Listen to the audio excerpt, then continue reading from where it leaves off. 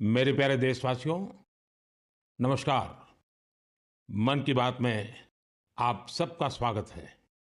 इन दिनों champions trophy चल रही है और हर तरफ क्रिकेट का माहौल है। क्रिकेट में सेंचुरी का रोमांच क्या होता है, ये तो हम सब भली-भांति जानते हैं।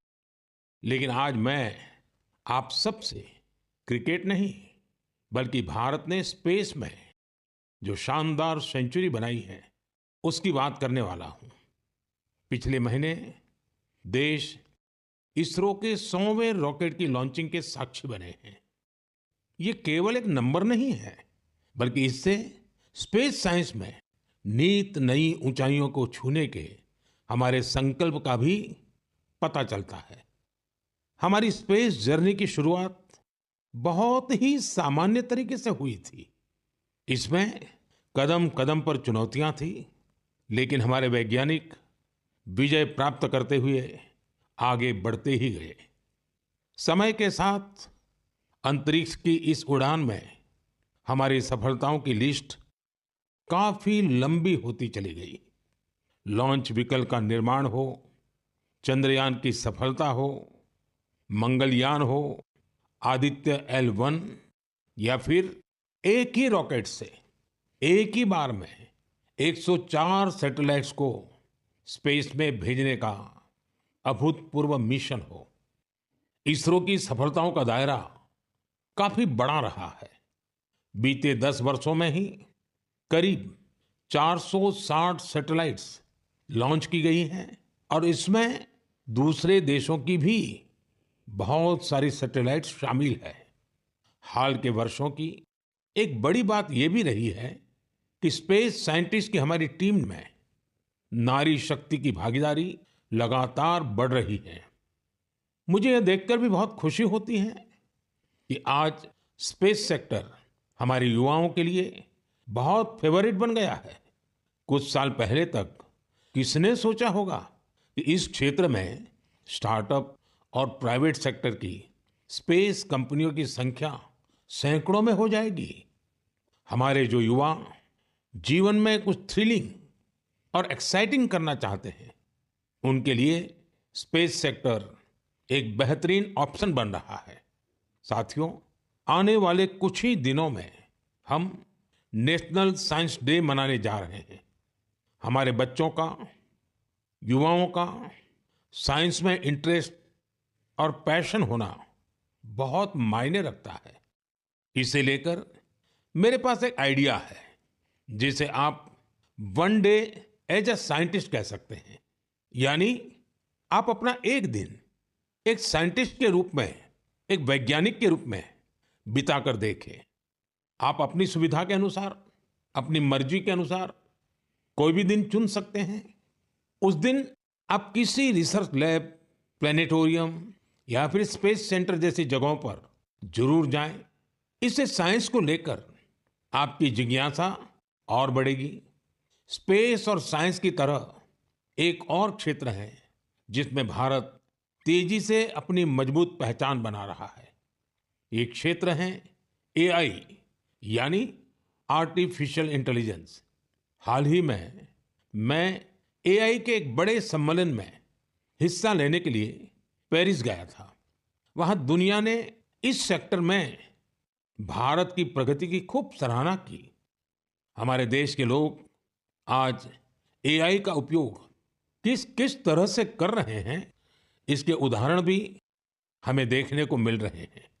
अब जैसे तेलंगाना में आदिलाबाद के सरकारी स्कूल के एक टीचर थोड़ासम कैलाश जी हैं। डिजिटल गीत संगीत में उनकी दिलचस्पी हमारी कई ट्राइबल लैंग्वेज को बचाने में बहुत महत्वपूर्ण काम कर रही है। उन्होंने एआई टूल्स की मदद से कोलामी भाषा में गाना कंपोज कर कमाल कर दिया है। वे एआई का उपयोग कोलामी के अलावा भी कई और भाषाओं में गीत तैयार करने के लिए कर रहे हैं। सोशल मीडिया पर उनके ट्रैक हमारे आदिवासी भाई बहनों को खूब पसंद आ रहे हैं। स्पेस सेक्टर हो या फिर एआई, हमारे युवाओं की बढ़ती भागीदारी एक नई क्रांति को जन्म दे रही है। नई नई टेक्नोलॉजी को अपनाने और आजमाने में भारत के लोग किसी से पीछे नहीं हैं। मेरे प्यारे देशवासियों, अगले महीने 8 मार्च को अंतर्राष्ट्रीय महिला दिवस है। यह हमारी नारी शक्ति को नमन करने का एक विशेष अवसर होता है। देवी महात्म्य में कहा गया है, विद्याः समस्ताः तव देवी भेदाः स्त्रियः समस्ताः सकला जगत्सु। अर्थात सभी विद्याएं देवी के ही विभिन्न स्वरूपों की अभिव्यक्ति है और जगत की समस्त नारी शक्ति में भी उनका ही प्रतिरूप है। हमारी संस्कृति में बेटियों का सम्मान सर्वोपरि रहा है। देश की मातृशक्ति ने हमारे स्वतंत्रता संग्राम और संविधान के निर्माण में भी बड़ी भूमिका निभाई है। संविधान सभा में हमारा राष्ट्रीय ध्वज प्रस्तुत करते हुए हंसा मेहता जी ने जो कहा था, मैं उन्हीं की आवाज में आप सबके साथ शेयर कर रहा हूं। It is in the fitness of things that this first flag that will fly over this august house should be a gift from the women of India. We have donned the saffron color. We have fought, suffered and sacrificed in the cause of our country's freedom. We have today attained our goals. In presenting this symbol of our freedom, we once more offer our services to the nation. We pledge ourselves to work for a great India, for building up a nation that will be a nation among nations. We pledge ourselves for working for a greater cause to maintain the freedom that we have achieved. साथियों, हंसा मेहता जी ने हमारे राष्ट्रीय ध्वज के निर्माण से लेकर उसके लिए बलिदान देने वाली देश भर की महिलाओं के योगदान को सामने रखा था। उनका मानना था कि हमारे तिरंगे में केसरिया रंग से भी ये भावना उजागर होती है। उन्होंने विश्वास व्यक्त किया था कि हमारी नारी शक्ति भारत को सशक्त और समृद्ध बनाने में अपना बहुमूल्य योगदान देगी। आज उनकी बातें सच साबित हो रही हैं। आप किसी भी क्षेत्र पर नजर डालें तो पाएंगे कि महिलाओं का योगदान कितना व्यापक है। साथियों, इस बार महिला दिवस पर मैं एक ऐसी पहल करने जा रहा हूं जो हमारी नारी शक्ति को समर्पित होगी। इस विशेष अवसर पर मैं अपने सोशल मीडिया अकाउंट जैसे एक्स, इंस्टाग्राम के अकाउंट्स, उनको देश की कुछ इंस्पायरिंग वुमेन को एक दिन के लिए सौंपने जा रहा हूं।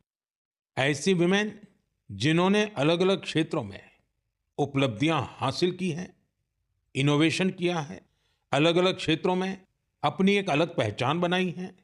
8 मार्च को वो अपने कार्य और अनुभवों को देशवासियों के साथ साझा करेंगी। प्लेटफॉर्म भले ही मेरा होगा, लेकिन वहां उनके अनुभव, उनकी चुनौतियां और उनकी उपलब्धियों की बात होगी।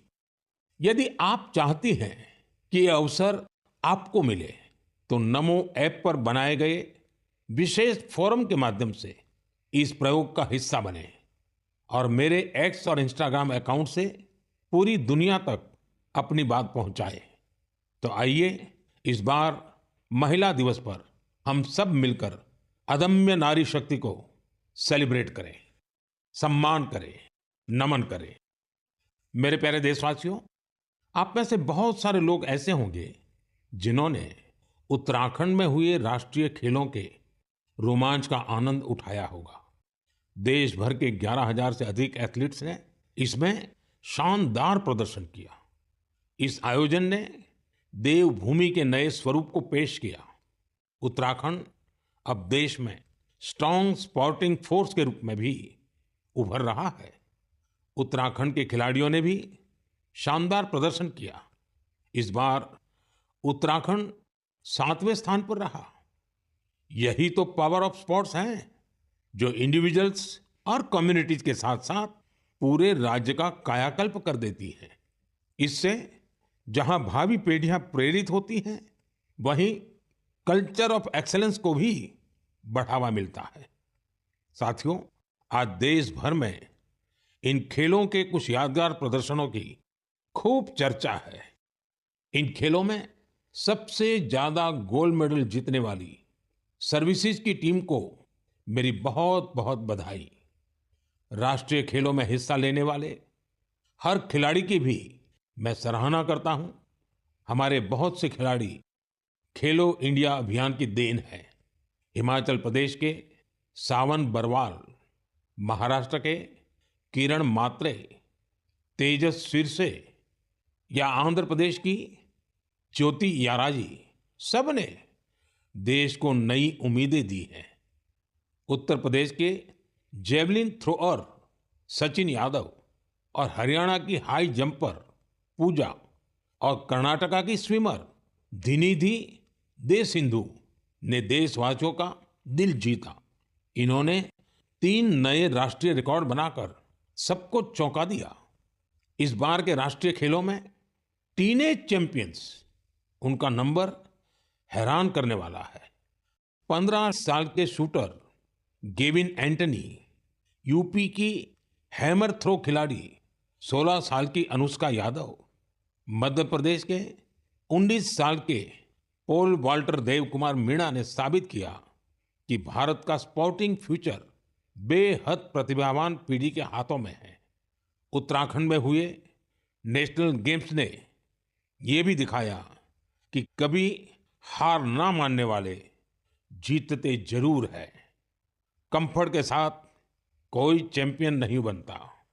मुझे खुशी है हमारे युवा एथलीटों के डिटर्मिनेशन और डिसिप्लिन के साथ भारत आज ग्लोबल स्पोर्टिंग पावर हाउस बनने की ओर तेजी से आगे बढ़ रहा है। मेरे प्यारे देशवासियों, देहरादून में नेशनल गेम्स की ओपनिंग के दौरान मैंने एक बहुत ही अहम विषय उठाया है, जिसने देश में एक नई चर्चा की शुरुआत की है। ये विषय है ओबेसिटी, यानी मोटापा। एक फिट और हेल्दी नेशन बनने के लिए हमें ओबेसिटी की समस्या से निपटना ही होगा। एक स्टडी के मुताबिक आज हर 8 में से एक व्यक्ति ओबेसिटी की समस्या से परेशान है। बीते वर्षों में ओबेसिटी के मामले दोगुने हो गए हैं, लेकिन इससे भी ज्यादा चिंता की बात यह है कि बच्चों में भी मोटापे की समस्या 4 गुना बढ़ गई है। WHO का डेटा बताता है कि 2022 में दुनिया भर में करीब 250 करोड़ लोग ओवरवेट थे, यानी आवश्यकता से भी कहीं ज्यादा वजन था। ये आंकड़े बेहद गंभीर है और हम सभी को सोचने पर मजबूर करते हैं कि आखिर ऐसा क्यों हो रहा है। अधिक वजन या मोटापा कई तरह की परेशानियों को, बीमारियों को भी जन्म देता है। हम सब मिलकर छोटे छोटे प्रयासों से इस चुनौती से निपट सकते हैं। जैसे एक तरीका मैंने सुझाया था, खाने के तेल में 10% 10% की कमी करना। आप तय कर लीजिए कि हर महीने 10% कम तेल उपयोग करेंगे। आप तय कर सकते हैं कि जो तेल खाने के लिए खरीदा जाता है, खरीदते समय ही अब 10% कम ही खरीदेंगे। ये ओबेसिटी कम करने की दिशा में एक अहम कदम होगा। मैं आज मन की बात में इस विषय पर कुछ स्पेशल मैसेज भी आप लोगों से शेयर करना चाहता हूं। शुरुआत ओलंपिक मेडलिस्ट नीरज चोपड़ा जी से करते हैं, जिन्होंने खुद सफलतापूर्वक ओबेसिटी पर काबू पाकर दिखाया है। सभी को नमस्ते, मैं नीरज चोपड़ा आज आप सभी को बताना चाहता हूं कि हमारे माननीय प्रधानमंत्री श्री नरेंद्र मोदी जी ने मन की बात में इस बार ओबेसिटी के बारे में चर्चा की है, जो हमारे देश के लिए बहुत ही अहम मुद्दा है। और मैं कहीं ना कहीं इस बात को खुद से भी रिलेट करता हूं, क्योंकि जब मैंने ग्राउंड पे जाना स्टार्ट किया था तो उस टाइम में भी मेरा भी काफ़ी मोटापा था, और मैंने जब ट्रेनिंग स्टार्ट की, अच्छा खाना स्टार्ट किया, तो काफ़ी हेल्थ में मेरे सुधार आया। और उसके बाद जब मैं एक प्रोफेशनल एथलीट बन गया तो उसमें भी मेरी काफ़ी हेल्प मिली।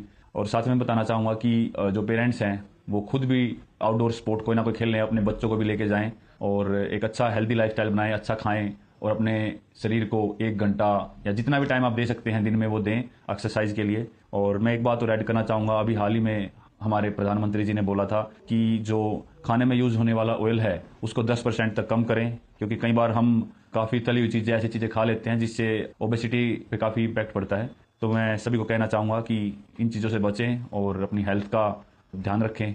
बस यही आपसे मैं गुजारिश करता हूँ और साथ उठ के हम अपने देश को ऊपर उठाएंगे। धन्यवाद। नीरज जी, आपका बहुत बहुत आभार। जानी मानी एथलीट निखत जरीन जी ने भी इस विषय पर अपनी बात रखी है। हाय, मेरा नाम निखत जरीन है और मैं 2 टाइम्स वर्ल्ड बॉक्सिंग चैंपियन हूँ। जैसे कि हमारे प्रधानमंत्री नरेंद्र मोदी जी ने मन की बात में ओबेसिटी को लेकर जिक्र किया है, and I think it's a national concern. हमें अपनी हेल्थ को लेकर सीरियस होना चाहिए, बिकॉज मोटापा जितनी जल्दी से फैल रहा है हमारे इंडिया में, उसको हमें रोकना चाहिए और कोशिश यही करनी चाहिए कि हम जितना हो सके हेल्दी लाइफस्टाइल फॉलो करें। मैं खुद एक एथलीट होके कोशिश करती हूँ कि मैं हेल्दी डाइट फॉलो करूँ, बिकॉज अगर मैंने गलती से भी अनहेल्दी डाइट ले लिया या मैंने ऑयली चीजें खा ली तो जिसकी वजह से मेरे परफॉर्मेंस पे इम्पैक्ट पड़ता है और मैं रिंग में जल्दी थक जाती हूँ। एंड मैं कोशिश यही करती हूँ कि मैं जितना हो सके एडिबल ऑयल जैसी चीजों को मैं कम इस्तेमाल करूँ और उसकी जगह हेल्दी डाइट फॉलो करूँ और डेली फिजिकल एक्टिविटी करूँ, जिसकी वजह से मैं हमेशा फिट रहती हूँ। एंड आई थिंक हम जैसे कॉमन लोग जो है जो डेली जॉब पे जाते हैं, काम पर जाते हैं, एंड आई थिंक हर किसी को हेल्थ को लेकर सीरियस होना चाहिए और कुछ ना कुछ डेली फिजिकल एक्टिविटी करनी चाहिए, जिसकी वजह से हमें बीमारियों जैसे हार्ट अटैक है और कैंसर जैसे बीमारियों से हम दूर रहे और अपने आप को फिट रखें, क्योंकि हम फिट तो इंडिया फिट। निखत जी ने वाकई कुछ अच्छे पॉइंट्स बताए हैं। आइए अब सुनते हैं डॉक्टर देवी शेट्टी जी का क्या कहना है। आप सभी जानते हैं वे एक बहुत ही सम्मानित डॉक्टर हैं जो इस विषय पर निरंतर काम कर रहे हैं। I would like to thank our Honorable Prime Minister for creating an awareness about obesity in his most popular Man Ki Baat program. Obesity today is not a cosmetic problem. It is a very serious medical problem. Majority of the youngsters in India today are obese. The main cause of obesity today is poor quality of food intake, especially excess intake of carbohydrates, that is rice, chapati and sugar, and of course large consumption of oil.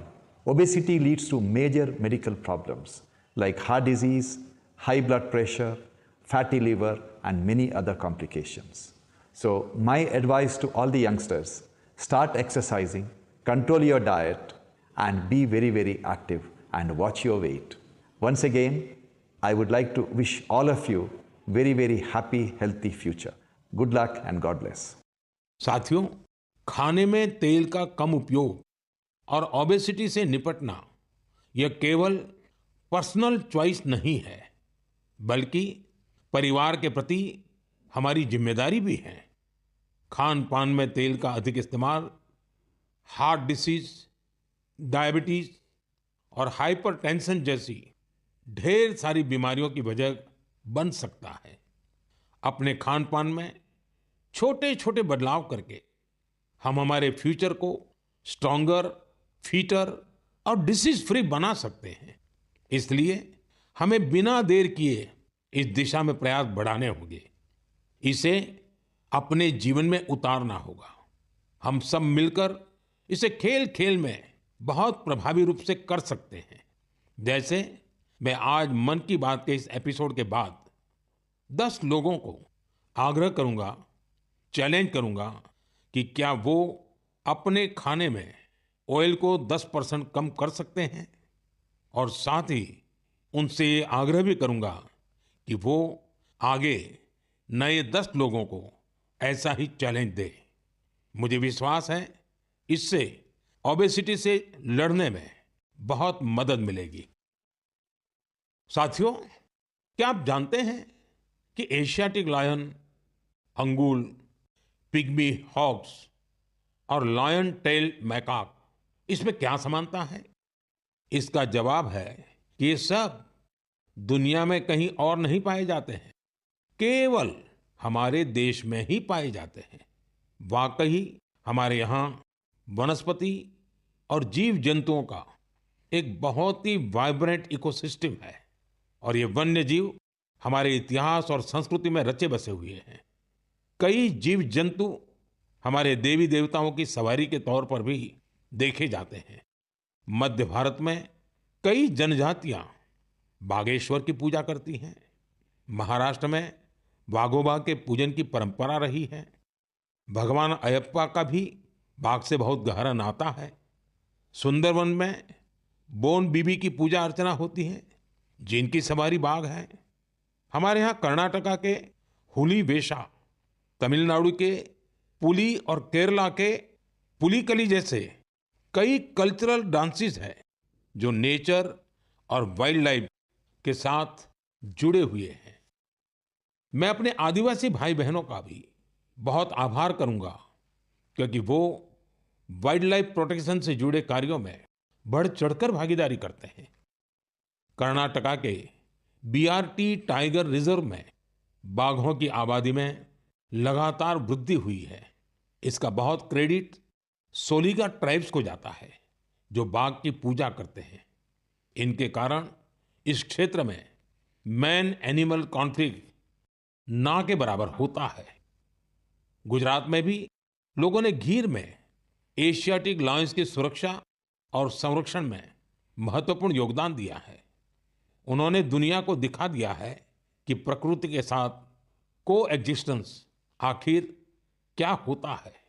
साथियों, इन प्रयासों के कारण ही पिछले कई वर्षों में बाघ, तेंदुए, एशियाटिक लायंस, राइनो और बारहसिंगा की आबादी तेजी से बढ़ी है। और भारत में वन्य जीवों की डाइवर्सिटी कितनी खूबसूरत है, ये भी गौर करने लायक है।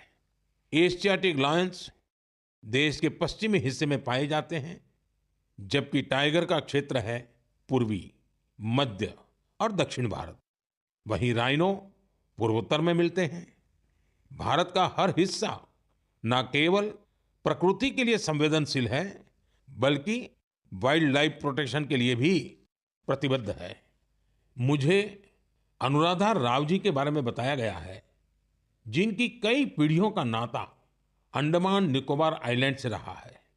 अनुराधा जी ने कम उम्र में ही एनिमल वेलफेयर के लिए खुद को समर्पित कर दिया था। 3 दशकों से उन्होंने हिरण और मोर की रक्षा को अपना मिशन बनाया। यहाँ के लोग तो उन्हें डियर वुमेन के नाम से बुलाते हैं। अगले महीने की शुरुआत में हम वर्ल्ड वाइल्ड लाइफ डे मनाएंगे। मेरा आग्रह है कि आप वाइल्ड लाइफ प्रोटेक्शन से जुड़े लोगों का हौसला जरूर बढ़ाएं। यह मेरे लिए बहुत संतोष की बात है। इस क्षेत्र में अब कई स्टार्टअप भी उभर कर सामने आए हैं। साथियों, यह बोर्ड एग्जाम का सीजन है। मैं अपने युवा साथियों यानी एग्जाम वॉरियर्स को उनकी परीक्षाओं के लिए बहुत बहुत शुभकामनाएं देता हूं। आप बिना कोई स्ट्रेस लिए पूरी पॉजिटिव स्पिरिट के साथ अपने पेपर दीजिए। हर वर्ष परीक्षा पे चर्चा में हम अपने एग्जाम वॉरियर से परीक्षाओं से जुड़े अलग अलग विषयों पर बात करते हैं। मुझे खुशी है कि अब ये कार्यक्रम एक संस्थागत रूप लेता जा रहा है, इंस्टीट्यूशनलाइज हो रहा है। इसमें नए नए एक्सपर्ट्स भी जुड़ते चले जा रहे हैं। इस साल हमने एक नए फॉर्मेट में परीक्षा पे चर्चा करने का प्रयास किया। एक्सपर्ट्स के साथ 8 अलग अलग एपिसोड भी शामिल किए गए। हमने ओवरऑल एग्जाम से लेकर हेल्थ केयर और मेंटल हेल्थ के साथ खान पान जैसे विषयों को भी कवर किया। वहीं पिछले टॉपर्स ने भी अपने विचार और अनुभव सभी के साथ शेयर किए। बहुत से युवाओं, उनके पेरेंट्स और टीचर्स ने इस बारे में मुझे पत्र लिखे हैं। उन्होंने बताया है कि ये फॉर्मेट उन्हें बहुत ही अच्छा लगा है, क्योंकि इसमें हर विषय पर विस्तार से चर्चा की गई। इंस्टाग्राम पर भी हमारे युवा साथियों ने इन एपिसोड को बड़ी संख्या में देखा है। आप में से बहुत सारे लोगों को इस कार्यक्रम का आयोजन दिल्ली की सुंदर नर्सरी में किया जाना यह भी बहुत पसंद आया। हमारे जो युवा साथी परीक्षा पे चर्चा के इन एपिसोड को अब तक नहीं देख पाए हैं, वे इन्हें जरूर देखें। ये सारे एपिसोड नमो ऐप पर रखे हुए हैं। एक बार फिर अपने एग्जाम वॉरियर्स को मेरा यही मैसेज है, be happy and stress free. मेरे प्रिय साथियों, मन की इस बात में इस बार मेरे साथ इतना ही। अगले महीने फिर नए विषयों के साथ हम मिलकर मन की बात करेंगे। आप मुझे अपने पत्र, अपने संदेश भेजते रहिए। स्वस्थ रहिए, आनंद में रहिए। बहुत बहुत धन्यवाद। नमस्कार।